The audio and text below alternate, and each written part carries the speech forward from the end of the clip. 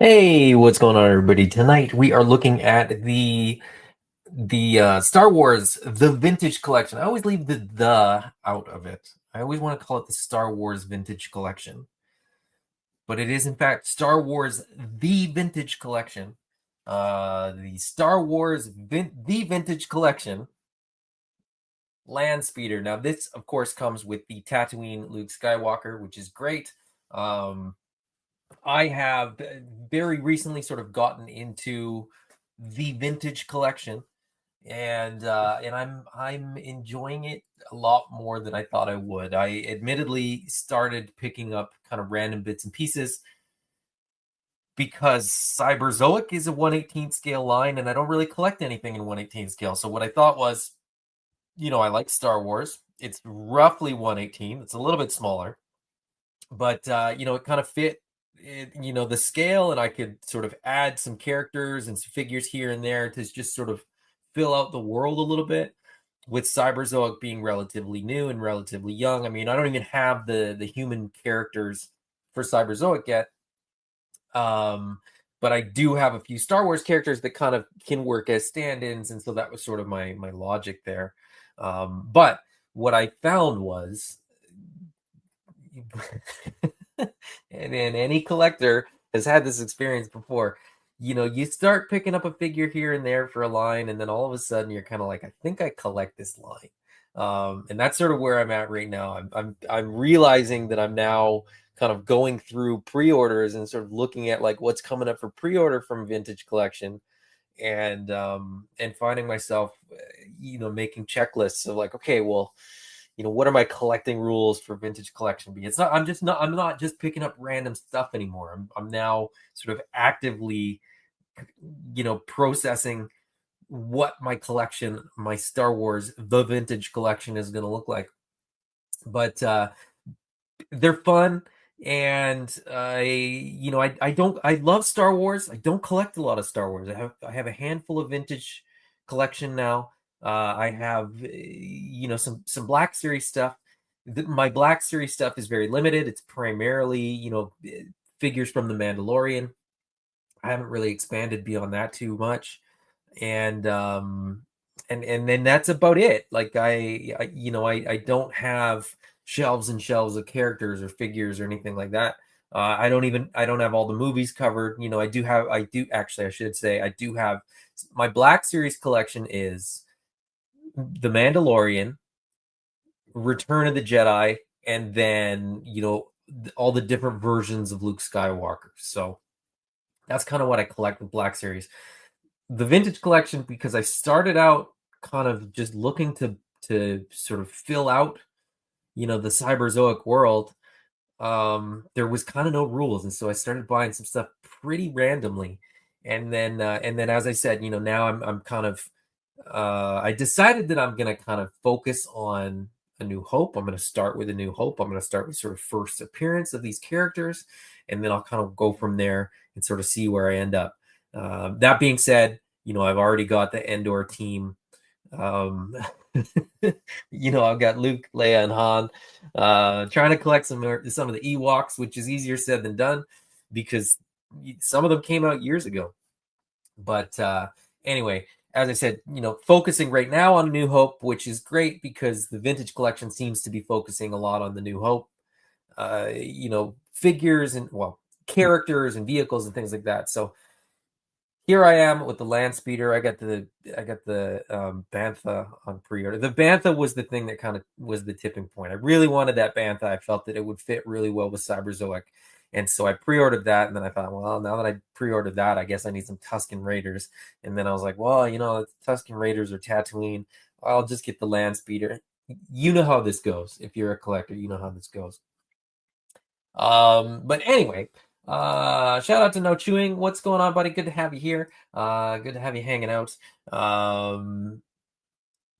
Here is the Landspeeder. This is the front of the box. The boxes for the Vintage Collection are really, really great.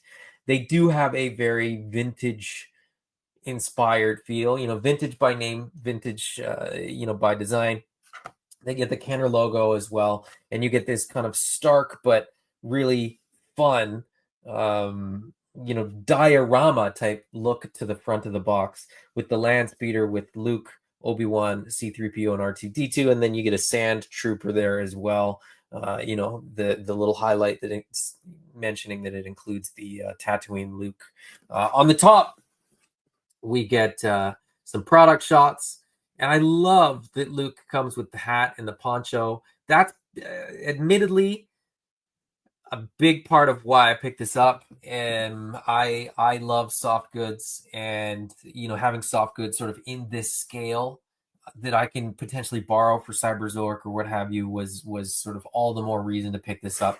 On the side, we get some product shots there, some interior, some under the hood detail, and then some cockpit detail on the other side. The bottom is legalese, but also the box contents.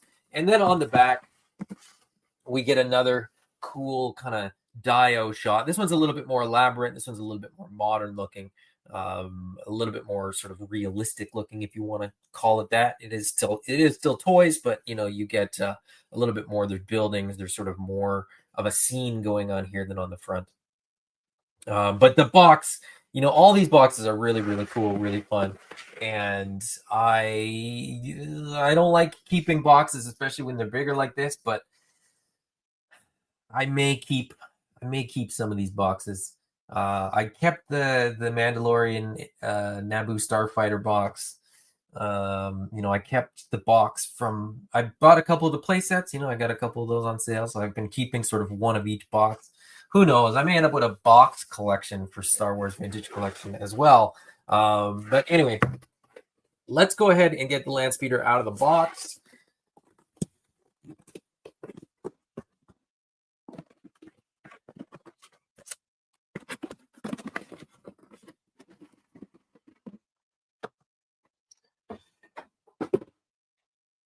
All right, right on top, we get the figure, the carded figure, unpunched card. There's Luke. This is getting opened up, so doesn't really matter that it's unpunched, but good looking card back there. Luke, young Luke, although this is a little, this is kind of, he's already got the lightsaber there, so this is kind of 30 minutes into A New Hope. On the back, we get a picture of Luke all kitted out with his gear, and then a bit of a bio. But yeah, that's cool. That's going to get opened in a minute. But I am going to unbox and probably build the Landspeeder first. It's packed in there pretty good. I mean, this is like quite a decent amount of cardboard here. Get some stuff.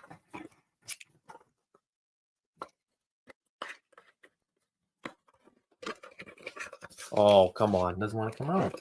There it is.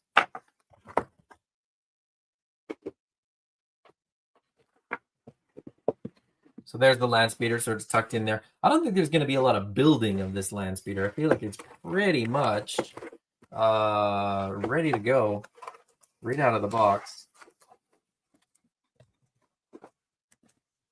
If I can get it out of the box.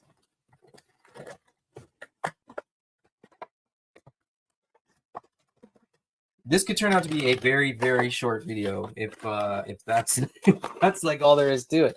I think that's all there is to it. I think you kind of get it. Very nearly built right out of the box.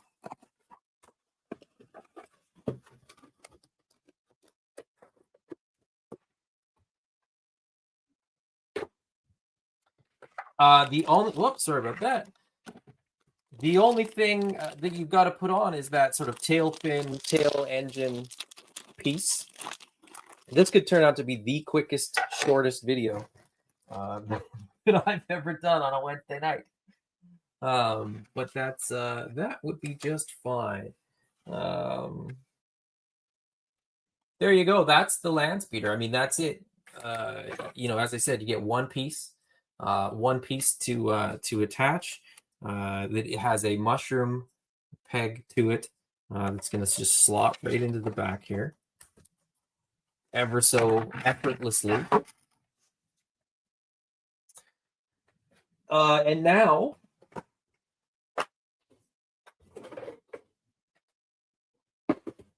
now that that's out of the box, I'm actually going to change the camera angle here to tighten up a little bit.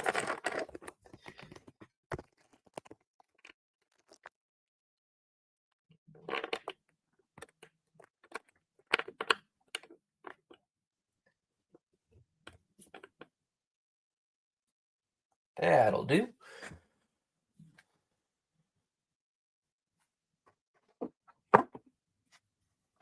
All right, so taking a look at the Landspeeder, the paint, first impression, paint app's fantastic. Lots of deco on here, lots of tampo. So I think it's probably, um, molded in this sort of darker sort of brown, and then I think you get the lighter brown painted on, and then you get gray painted on that, and then you get silver painted over top of that. So there's quite a lot going on here. You get the exposed engine there, and then the covered ones for the other two. Nicely weathered, nice sort of looking weathered stuff going on. You get scrapes that are actually molded in. You got the scuffing that I think if you removed all that tampo would actually have some sculpt work there. Same goes for the front. You got a big old dent in the front with some sculpted scratches and scuffed up marks there. You got some kind of carbon scoring would be my guess sort of there. Maybe not so much from like blaster, but from, engine exhaust, stuff like that. The bottom, no tampo. So there you go. That's going to be the color that this thing was made in. No tampo on the back here. I guess, you got to pick and choose where you're going to put tampo. And I think, not a lot of people are probably going to be looking at this thing from the back. So that's fine with me. As I said, the engine's got plenty of detail work in there, some silver, some red, some kind of gold coloring as well. So looking very, very good. A little bit of detail work on here as far as paint goes. The hood opens up, of course, as we saw on the box. And there is some tampo in some, a little bit of cream, a little bit of silvery gray. Not a ton of paint inside there, but there is tons of sculpting. So the whole engine block is full of greebly sculpted bits. And then the underside of the hood is even sculpted. I don't know if that's, necessarily movie accurate or anything like that, but I appreciate that it's there, even though I'm, never ever going to see it, never really going to look at it. But it looks fantastic. As I said, the paint apps are very, very well done. Very cleanly done too. It's kind of funny to say that it's cleanly done for something that's meant to look kind of scruffy and worn and weathered. Inside the cockpit, we do get, is it going to focus? There we go. We do get some paint apps in there on the control, stuff there. The steering wheel, for what it's worth, it's not a wheel. It's more of like a McDonald's M, but it does move a little bit from left to right. Again, not sure what you're necessarily going to need that for. It does come with little wheels, so there's little clear wheels, which is great because I think you do want your Landspeeder to be able to land speed. Oh,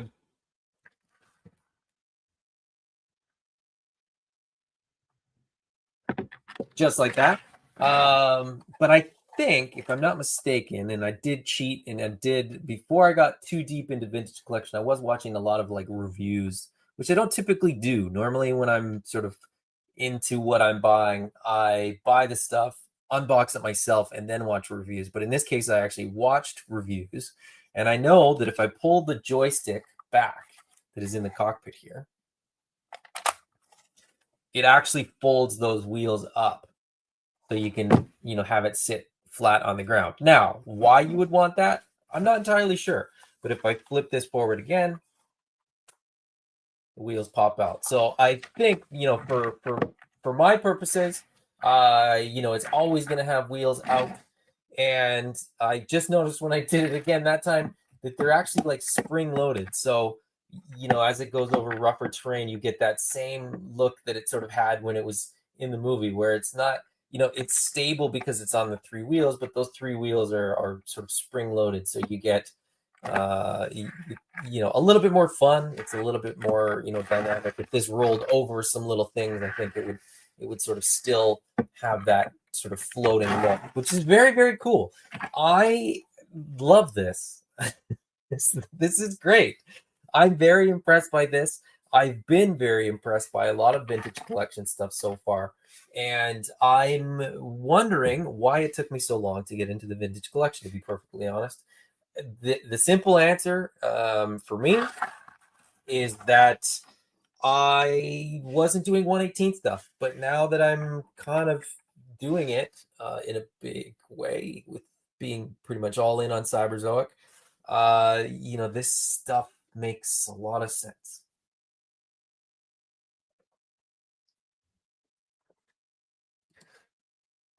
Hello, Brian Brink. How are you, my friend? Obviously not too busy updating the Tron spreadsheet.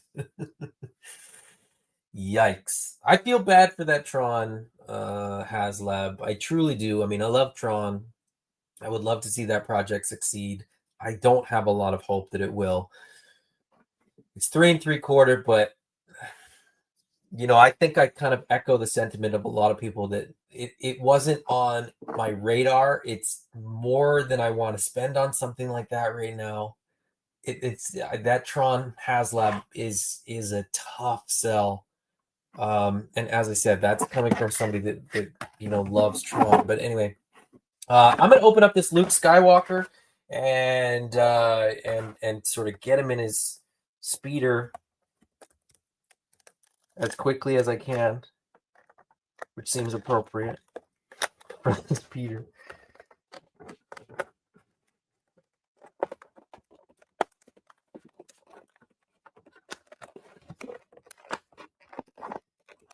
Now, my normal technique of opening these is a little on the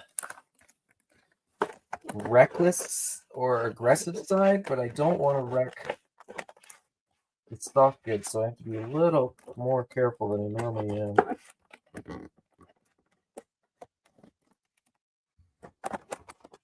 Okay, we're good. I'm good. There's the card. Let me get it so that there's not so much glare on Luke. And there you get Luke sort of in the packaging. It's actually, you get a separate tray for the soft goods. So there was really no danger of me cutting that, but I didn't know that until now. This is very elaborately packed for a pack-in figure. I'm almost tempted to buy another one just to get this Luke carded. No, what am I doing? What am I talking about? I don't even collect this stuff. All right.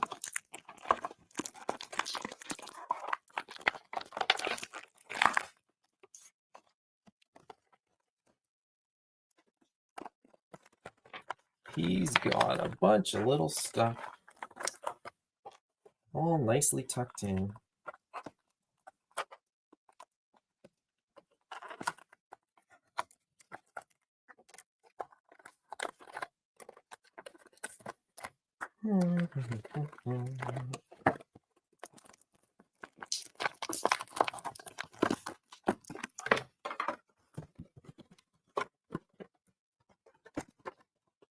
Now, it's a good thing.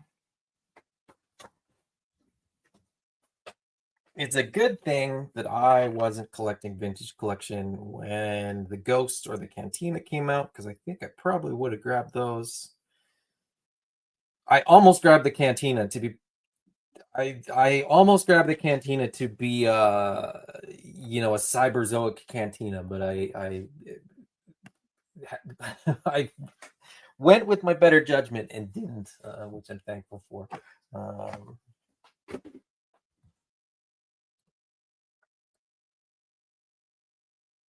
Okay, one more adjustment. That's it, I promise.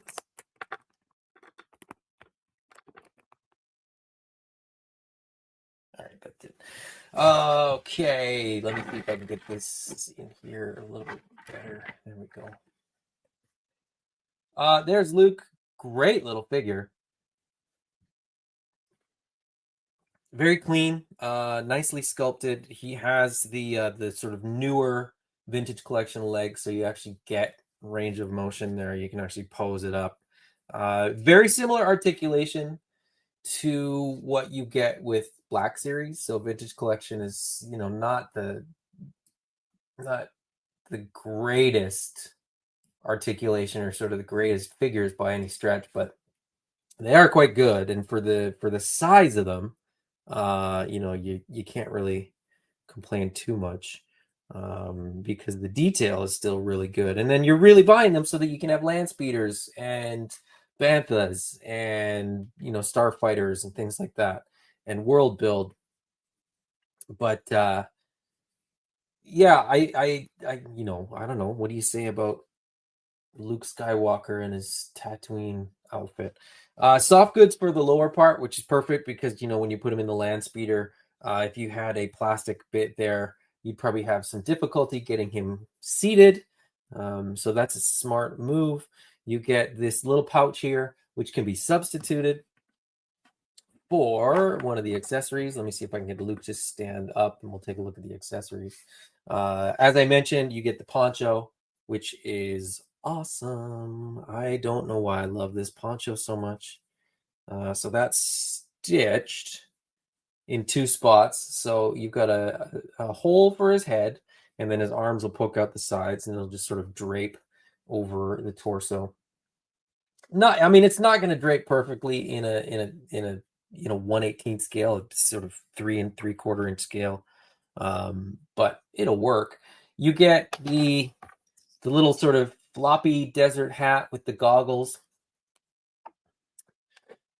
You get there's a name for these, and I've totally forgotten it. In the movie, there's I think they gave a very specific name for the binocular contraption there that you get.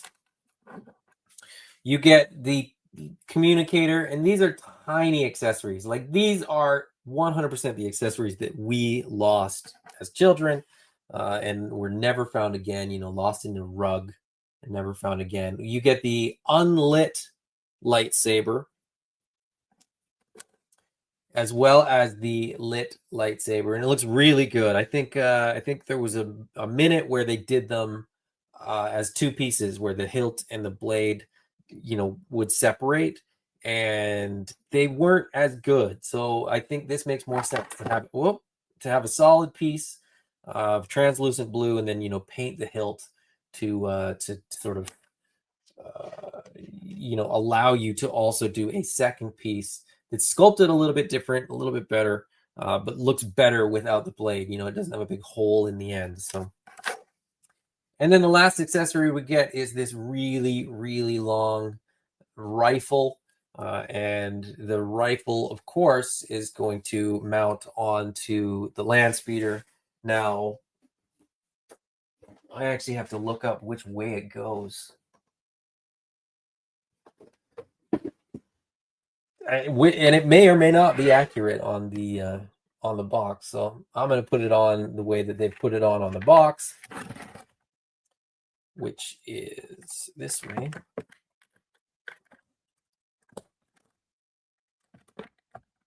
And that's just it's a cool detail that I didn't notice, that there's a little clip on there, so the rifle will mount right on the Landspeeder. Very, very cool. This is really cool. This is a lot of fun. As I said, with that sort of spring-loaded, the spring-loaded wheels, it's it just makes it look and kind of feel more like the Landspeeder did in the movie, which is very, very cool. Okay, I think I want how. does this. How does this fit on the figure? I wonder if there's like a trick. Or if you just put it on and...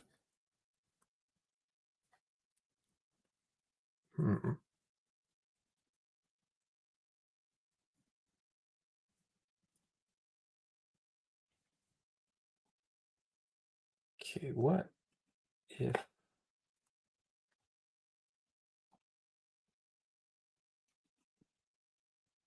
How do you...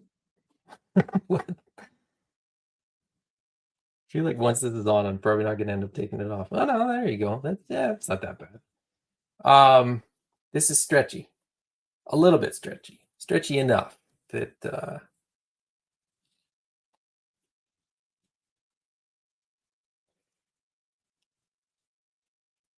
it's so simple. Like the design is so simple that I'm just envisioning myself making a bunch of ponchos for my Cyberzoic figures. Because ponchos are cool. Ponchos make you happy. You can't be unhappy in a poncho, right? And then he gets this little hat. The hat looks goofy. Admittedly, like in this scale, when you put a hat or put a helmet on a figure like this, the proportions never quite look right. So the hat does admittedly look a little on the goofy side, but I still kind of like it. I like that it's included. I like that it has the hat. I also like that they include a vertical hinge for, you know, the lightsaber wielding hand, so that you can kind of get the right angle when the lightsaber is in the hand.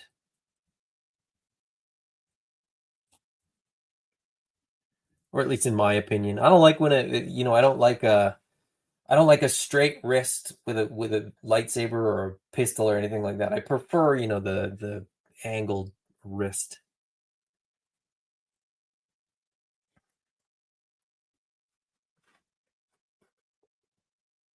But how am I going to pose him? How am I going to get him to stand?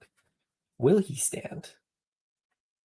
Probably not going to stand. He'll probably fall over, but that's okay. We'll just get him to stand over there. His hat fell off too, but that's okay. Life goes on.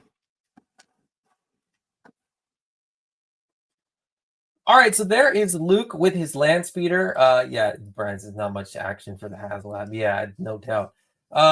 There's Luke. There's the Landspeeder. I think I'm gonna open one more figure because I can, because I've got it. I've also got the New Hope R2D2, but I can't get the right angle because I tightened up the camera angle too much. But anyway, there's R2D2 in the New Hope card back. Same. Oh, I could do it like this. That's kind of on brand, I guess, for Star Wars, right? Same sort of card back that we seem to be getting, with all the newer vintage collection releases. This is a re-release, so the original one didn't have a card back like this. It had the cross-sell one, which I kind of like. I mean, I do admittedly like the cross-sell card back from any brand. I like a cross-sell, but I also like, something like this. I don't have a problem with. And as these card backs are not really what I collect, what does it matter? Give me whatever card bag, put it in a paper bag, and I'll be happy. All right, let me cut this guy off the card.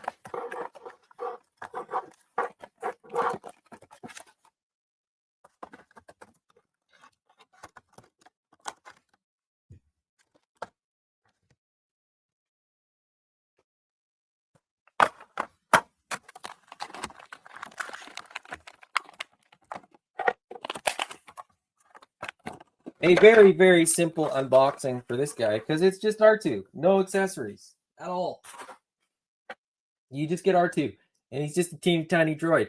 And this is super light. This feels like it weighs absolutely nothing, which makes me think that it's probably very hollow. There's not much to it. Not a ton of articulation. The head will spin. The legs will go forward and back. There is a little bit of a rocker on the foot, if that's what you want to call it. Little wheels in the feet as well. There is the little third wheel, third leg on the bottom. But this is, of course, removable, so that you can have R2 just sort of standing as he does from time to time. But most of the time you're probably going to have him wheeling around. So put that down there and put the legs back. Articulate the feet ever so slightly. Actually, those feet go back pretty far, further than you need, which is interesting. But there you go. There's R2-D2 with Luke, and there's the scene. That's the scene. That's the angle. Is that the angle? Man, these are not easy to. They're so small that I'm used to things that are 6 inches tall, and so they take up a different amount of space in this space.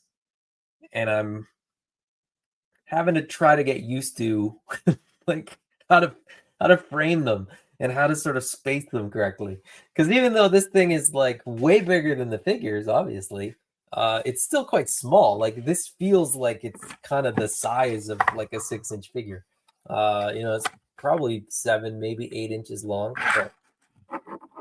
but it's it's different.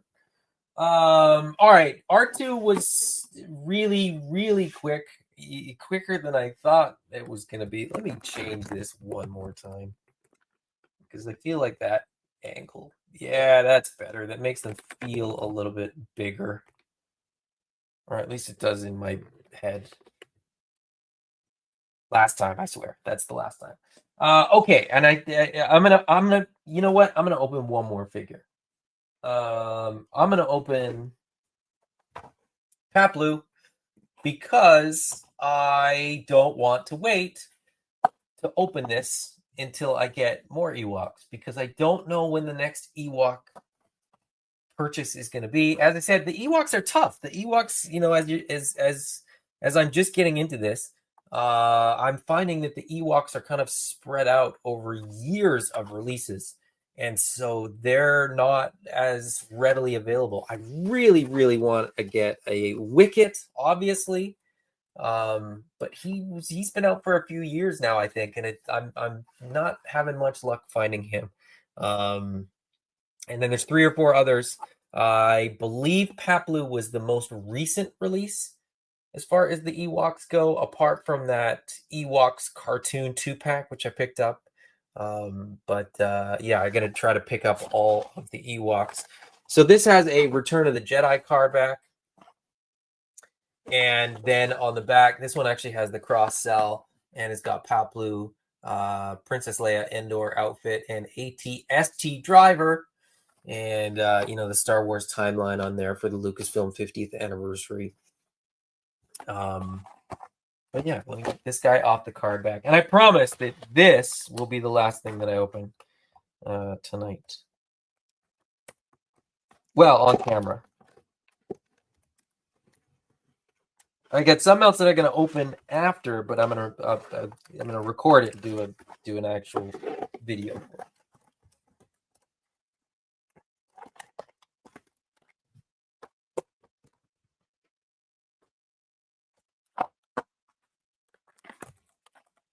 Paplu, again, pretty limited as far as accessories go, but the Ewoks don't necessarily have a ton of stuff that they're going to come with, so that is perfectly okay. I don't need them to come with a ton of stuff. I just need them to look adorable and cuddly and murderous at the same time. So there's Paplu. I don't know, but I suspect that there's probably not a lot of molds for Ewoks. I think they probably just. Yeah, my guess is that as I get more, I'll realize that they just kind of repainted, the same body or two multiple times, and I'm okay with that. I'm okay with that as long as the secondary, the rubber hood piece is different or different enough for all of them. I think this guy's actually got an elbow joint, which is, yeah, I mean, it's not bad. I mean, for this scale, for this type of figure, I didn't really expect much more articulation, and I'm good with this amount of articulation for my Ewoks. I just need them to be able to stand up on the shelf, and that's pretty much it. Now, if they did an Ewok village, ooh boy, that might be. I really want Ryan Dole's prediction of an Ewok village to come through, because I would love an Ewok village. Um, I happen to have the cartoon Wicket on my desk, so just to compare, they're not the same at all. I'm realizing that I take that back. I thought they were about the same, but they're not the same height. It's a different torso, different legs, different arms. Wicket actually doesn't have articulation for his elbows. So yeah, completely different figure. I am curious to see what the other Ewoks are actually like now. Maybe maybe most of them use this, and then maybe Wicket uses that other body. But he does come with a couple of accessories. He comes with the little blade, and this looks very homemade. Feels like maybe the wrong way to describe it, but it feels like it was made by a little bear that lives in a tree. It's just on brand. And then Paplu's little stick, his little pokey stick with two sharpened points on the end, and then the wrapped center, um, the fur wrapped center, which I think is fairly accurate, design wise, at least to the movie. Deco wise, probably nowhere near, but yeah, there you go. That's Paplu. Simple, easy. Oh, and his knife actually goes, or at least I think his knife will go in his belt.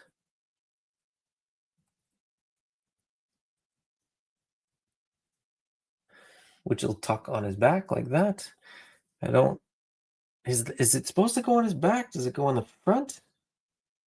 I genuinely don't know. I feel like I got to look up a picture of Paplu now, but I'll do that later. I won't do that right now. This is awkward because, like, if I want it, I guess he can hold it above the furry bit, and then he'll just have to hold it higher up or at a weird angle. I don't know. There's like I can't. If he holds it above, he has to kind of hold it awkwardly high, and if he holds it below, he'll just be sort of carrying it around. It won't be able to sort of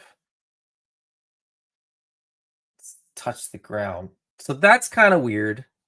I just realized too, it's really soft. Like, this is really soft plastic. But it fits in his hand very easily as a result. You don't have to like fight it. But maybe I will go more straight arm. There, that'll work, I think. Now, whether he'll stand up or not, I don't know. But all right, so there you go. We've got the Landspeeder. We've got Luke, Tatooine Luke. I've got New Hope R2D2 there, who's gonna awkwardly ride on the back of the Landspeeder, just lying there, and Paplu, who has nothing to do with the rest of these figures, but looks awesome. I love me some Ewoks. Brian says vintage figure has the knife molded in the front. Okay, then I am going to spin this around and kind of tuck it in under his hood. Something like that? Maybe? That'll do. That'll work. I just realized too when I moved the belt that he's actually got articulation at the waist. Huh. Yeah, not bad. I dig me some Ewoks. I want more Ewoks. Ewok Village would be a hot seller. You better believe it would. Jeffrey said, looks like a fun set. It is. I mean, the Landspeeder is great. And I think, if you're doing vintage collection, this is a great vehicle. I think if you're doing sort of anything in this scale, as I said, it's a cool vehicle. I would recommend it. The spring-loaded wheels, I think is really, really clever. Like it really does. You know what I mean when I say that it's like this reminds me of the movie. They had it on that. They kind of had it on a mount that when they would bump it or anything like that, it would kind of move. So yeah, I think it really works. It really, really works. And the deco is great.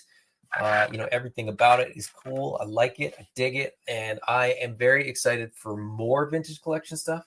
I am excited for that vintage collection Bantha and the Tusken Raider. So yeah, stay tuned for more of this probably. Oh, and Brian says the vintage Landspeeder also had the retractable spring-loaded wheels. That is good to know. Thank you, Brian. I had a handful of Star Wars, vintage figures, but not a lot of them, believe it or not. I had, I probably had half a dozen. I had tons of GI Joes, but not a lot of Star Wars figures, and I think that's probably why. As an adult, I haven't really leaned that heavily into collecting Star Wars. But that being said, they're fun. I mean, these are great toys. So, sort of glad that I'm sort of getting into them now. Probably financially a bad choice. But anyway, that's a problem for another time. Anyway, it's been an absolute pleasure, guys. Thank you for hanging out. As I always say, it is way more fun opening toys with friends. So thank you guys for hanging out with me while I open my toys. Anybody in the chat, I thank you for hanging out tonight. Anybody that's watching this on the replay, thank you as well. Let me know if you got this Landspeeder. What do you think of the Landspeeder? I think this thing is great. I think this thing is really, really good. And I think as far as a display piece too, it's not too big. It's just the right size. You can fit a bunch of figures in it. So I think for display, it's going to be really, really good too. Anyway, guys, until next time, bye-bye.